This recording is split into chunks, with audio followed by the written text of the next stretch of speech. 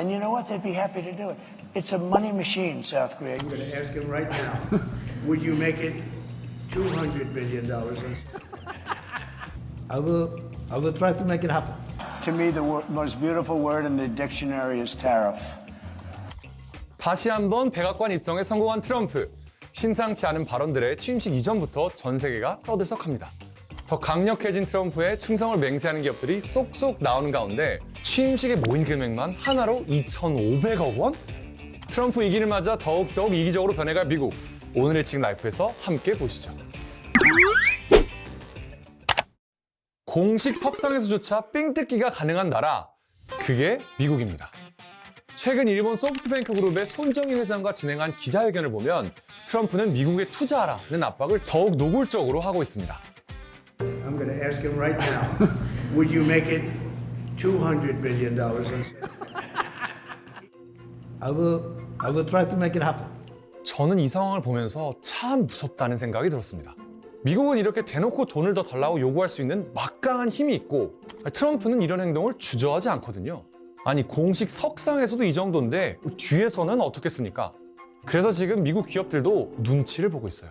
제프 베이조스 아마존 창업자는 트럼프 취임식에 100만 달러를 기부했고 애플 CEO 팀 쿡, 메타 CEO 마크 저커버그, 오픈 AI CEO 샘 울트먼 같은 빅테크의 거물들 또한 이미 취임위원회에 100만 달러를 기부했다고 합니다. 미국에서는 기부금이 얼마냐에 따라 취임식 규모가 달라지거든요. 그래서 이런 기부금을 두고 트럼프 티켓이라는 우스갯소리까지 나온다고 하죠. 더불어 메타와 아마존은 바이든 행정부 때 시행했던 다양성 정책을 폐지하는 등 트럼프 2기에 미움받지 않으려고 적극적으로 개편하는 모습을 보여주고 있습니다. 심지어 한국 기업들도 미국에 투자를 계속해서 늘리고 있거든요. 삼성도 미국에 반도체 공장을 짓고 있고 현대제철도 수조 원을 투자해서 제철소를 짓겠다고 했습니다. 물론 미국에서 진행한 보조금을 받기 위함도 있겠지만 무엇보다 미국의 관세를 피하고 트럼프 눈밖에 나지 않기 위한 행동으로 보입니다. 아예 마음을 먹은 트럼프. 이제는 방위비조차도 이 정도로는 부족하다는데요. 트럼프는 그동안 공개적으로 미국이 동맹국을 보호하는데 너무 많은 돈을 쓰고 있다며 목소리를 높여왔죠. 한마디로 말해서 동맹국들이 미국 울타리 안에서 꿀 빨고 있으니까 이 도움을 받고 싶으면 돈을 더 내라는 겁니다. 한국도 트럼프의 이런 강경한 입장에 직격탄을 맞았죠. If I were there now, they'd be paying us $10 billion a year. And you know what? They'd be happy to do it. It's a money machine. 한국은 머니머신, 돈 나오는 기계다. 한국은 부유한 나라라면서 방위비 분담금을 올릴 것을 요구했죠. 사실 우리나라도 트럼프가 어떻게 나올지 예상이 안 되니까 임기 시작하기 전에 잽싸게 특별협정을 진행했거든요. 작년 10월 한국은 미국과 제12차 한미 방위비 분담 특별협정에서 2026년 주한미군 방위비 분담금을 2025년 대비 8.3% 인상하고 유효기간인 5년 동안 분담금을 매해 물가 상승률을 적용해서 인상하기로 했는데 트럼프는 사실 이것도 부족하다는 거죠.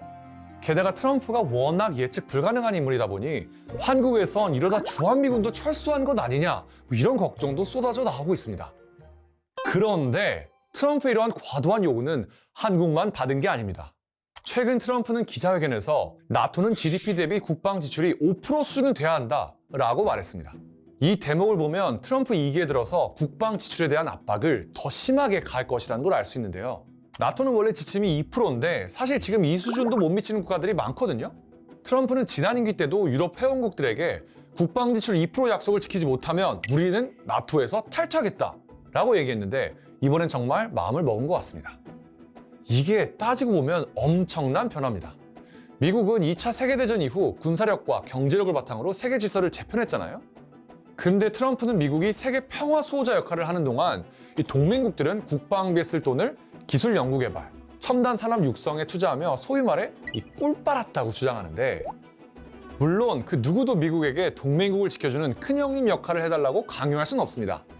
미국이 갑작스레 이기적으로 돌아서더라도 비난하기는 어렵겠죠.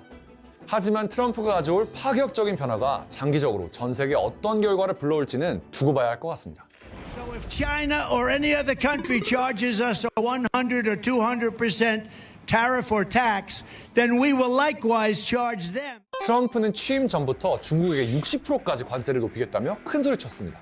이 말은 사실상 일기 때보다 더 강력한 무역 전쟁을 선포한 것이나 다름이 없는데요. 게다가 트럼프는 국가 경제 비상상태까지 언급하면서 모든 나라에 보편적으로 관세를 부과하겠다고 했는데 이게 얼마나 위험한 발언이냐면요. 세계에서 가장 큰 내수 시장 중 하나인 미국에 다른 국가가 접근하지 못하도록 제한하겠다는 겁니다. 너네 미국에서 장사하고 싶으면 세금 더 내. 장사 안 될 것 같아? 물건 값을 낮추던가 하지 마. 이런 의미인 거거든요. 미국이 누굽니까? 몇 번 강조해도 부족하지만 이 군사력, 기술력, 경제력 모든 면에서 세계 선두를 굳건히 지키고 있는 패권국이잖아요. 미국이 하겠다고 하면 아무도 말릴 수가 없습니다. 그래도 중국은 그나마 힘이 있으니까 우리도 너네한테 관세 매길 거야 라면서 반발하고 나섰지만 국력이 상대적으로 약한 나라들은 중국처럼 보복 관세를 매길 수도 없는 노릇이거든요. 이 관세라는 게 어떻게 보면 국력이 센 나라들만 할 수 있는 이기적인 행동인데 미국의 보편 관세 선전포고는 말 그대로 앞으로 더 이기적으로 행동하겠다는 선언과 다름이 없습니다. 전문가들은 관세 정책에 대해 인플레이션의 위험성을 우려하면서 트럼프도 이렇게까지 막 나가긴 힘들 것이다 라는 예측을 하기도 했습니다.